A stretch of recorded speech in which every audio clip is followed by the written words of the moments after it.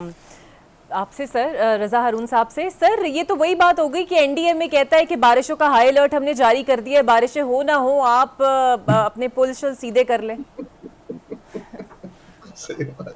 नहीं, मैं मलिक साहब को सुन रहा था, बट डिफिकल्ट सिचुएशन हो जाती है जब वो देखे ना, जो जो बात है नहीं, किसी को तो चाय में प्याली की तूफान कहते हैं ना, जो है नहीं, जो जो डिस्कशन में है नहीं, जो पेपर अभी सबमिट हुआ नहीं, उस पर हमने सारी अपनी जो है ना पॉलिसी बना ली, स्टेटमेंट भी दे दी, नोटिफिकेशन भी डिमांड कर दी। इसमें मलिक साहब का कसूर नहीं है, पार्टी जो लाइन देती है वो बेसिकली सोच समझ के लीडरान जब देंगे तो पार्टी के दीगर रहनुमाओं को फॉलो करना पड़ता है ना। अब ये एक अफवाह की बुनियाद पे, एक मफरूजे की बुनियाद पे किसी की जहनी इख्तरा किसी यूट्यूबर की थी, बाय द वे। ये किसी भी एंगल से एक यूट्यूबर ने बात की थी जो कोर्ट की रिपोर्टिंग करते हैं। उन्होंने इसका एक तूफान बनाया, वो तूफान जो है वो मतलब रोजाना चल रहा है और कोई पेपर वर्क नहीं है, कोई ऐसी अमेंडमेंट डिस्कशन में नहीं है। काजी साहब कह चुके हैं मैंने जाना है, मंसूर शाह साहब ने बनना है, वो अगर आखिरी दिन भी नोटिफिकेशन निकालेंगे तब भी उन्होंने बनना है, वो नहीं निकालेंगे तब भी वो बनेंगे, क्योंकि आईन ये कहता है कि उन्होंने बनना है। इसमें कोई कंफ्यूजन। लेकिन एक मिसाल देखें ना, मिसाल के तौर पे चलें, लेट्स अज्यूम ए सिचुएशन जब जस्टिस एजाजुल हसन साहब सुप्रीम कोर्ट में मौजूद थे, ही वाज द सीनियर प्यूनल जज ना, उनको जज बनना था ना, for reason unknown he resigned. अगर आज एजाजुल हसन साहब होते तो अगला जज तो उनको बनना था ना, chief justice. For some reason he resigned, he knows his best. तो वो तो ना, इसीलिए वक्त से बहुत पहले किसी का नोटिफिकेशन निकाल देना और वक्त के करीब जाके निकालने में ये फर्क भी हो सकता है। तो who knows, why can't we wait till the last day when the situation is so clear. जो मलिक साहब बता रहे हैं बिल्कुल मुनासिब गुफ्तगू उन्होंने फरमाई कि उनको जाना है, उनको आना है। उससे पहले तरमीम की जो साजिश करके कोशिश कर ले वो उस वक्त तक मुकम्मल नहीं होगी जब तक पीटीआई वोट नहीं करेगी।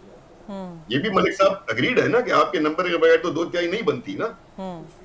आप किंग पिन है ना इसके अंदर, जब आप राजी नहीं है तो दो तिहाई अक्सरियत आएगी नहीं। So this entire discussion is just making the next incoming chief justice controversial. कल को अगर वो आ गए तो हर पार्टी ये कहेगी उनके सामने मुकदमे में वो आपका हवाला देगी इन गुफ्तगू का, जबकि वो इंतहाई credible, most honest, most respected जज हैं।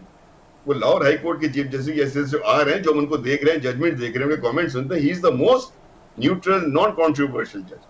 आप उनको पॉलिटिकल स्टेटमेंट्स में लाके, जिस सिचुएशन में कोई कंफ्यूजन नहीं है, आज तक कोई कंफ्यूजन नहीं, दिस इज माय टेक। इसीलिए मैं मुस्कुरा रहा था कि दिस इज नॉट, मतलब मुझे तो गुफ्तगू भी समझ में नहीं आती कि हम लोग ये क्यों करते हैं। बिल्कुल ठीक है। अच्छा, दूसरा सर, एक बात ऐड कर दूं, अगर आप याद रखें हमारे बानी पीटीआई का, तो इस तरह की जो जिस तरह की चीफ की पिछले चीफ की अपॉइंटमेंट थी, उस वक्त उन्होंने इसको कंट्रोवर्शियल बना दिया था। चीफ आर्मी डीजी हाई की अपॉइंटमेंट को कंट्रोवर्शियल बनाया था, जबकि उसमें वो एक सिस्टमैटिक है, उसमें यू कांट डू एनीथिंग। उन्होंने अब ये इस चीफ की तो 3 जगह ही हमने देखा कि ये एक पैटर्न है कि जब मुल्क के अहम ओहदे पे कोई अपॉइंटमेंट का टाइम आता है तो उस वक्त जो बानी तहरीक इंसाफ है वो कोई ना कोई कंट्रोवर्सी डेवलप कर देते हैं।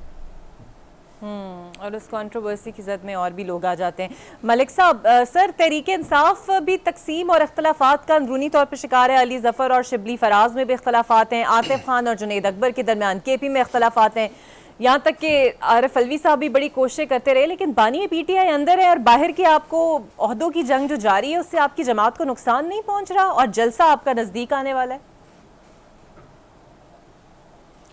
नहीं, मेरे ख्याल में जी ये कोई ऐसी बात नहीं है। बड़ी पार्टीज़ में इख्तलाफ राय होता रहता है और आखिर में जो हमारे प्लेटफॉर्म्स हैं, कोर कमेटी है और चेयरमैन बानी चेयरमैन खुद हैं, तो जब वो फैसला करते हैं तो हर को उसको ओबे करता है। मेरा नहीं ख्याल कि कोई ऐसी इख्तलाफ राय तो हर जमात में होता है जी, हर सियासी जमात में होता है। और यही हुसन है सियासी जमातों का कि उनके आपस में इख्तलाफ राय होने के बावजूद सियासी जमातों के जो रहनुमा होते हैं, सीनियर लीडरशिप होती है, वो इकट्ठी चलती है और हर जमात में ये काम होता रहता है। मेरा नहीं ख्याल कि ये कोई इतनी फ़िक्रमंद होने की बात है कि उसमें ये एक प्रॉपर फोरम है, कोर कमेटी है, उसमें बाकायदा बहस होती है, डिस्कशन होती है, फिर बानी पीटीआई के पास जाती है वो चीज़ें, फिर फाइनल फैसला वो लेते हैं।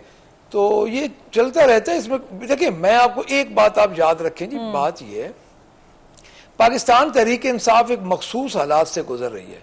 कोई विन विन पोजीशन तो है नहीं, हम एक बड़े मुश्किल हालात में हैं और मैं समझता हूँ कि इतने मुश्किल हालात में पार्टी को इंटैक्ट रहना ही बड़ी बात है।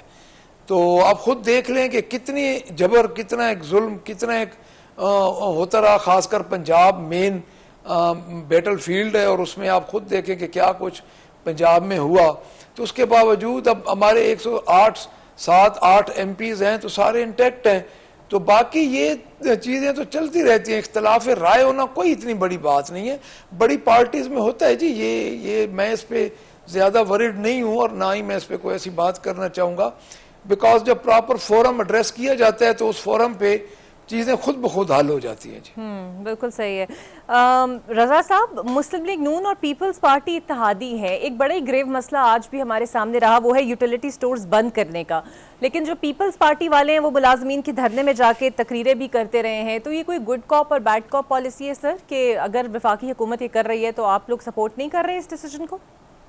नहीं, ये तो सपोर्ट जरूर करते हैं। बिलावल भुट्टो साहब के मैनिफेस्टो को ऐसा था कि बहुत सी ऐसी वजारतें हैं जिनका विफाक में होना बिल्कुल गैर जरूरी है, वो अखराजात में इजाफे को खत्म होना है।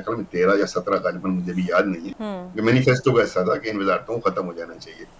यूटिलिटी स्टोर का जहां तक मामला है तो वहां पे जो पीपल्स पार्टी का एक जो माजी रहा है वो उसने हमेशा जो सरकारी मुलाजमीन है उनके हकूक के तहफ़्फ़ुज़ के लिए हमेशा उनका साथ दिया, चाहे वो स्टील मिल हो, PIA हो या यूटिलिटी स्टोर हो।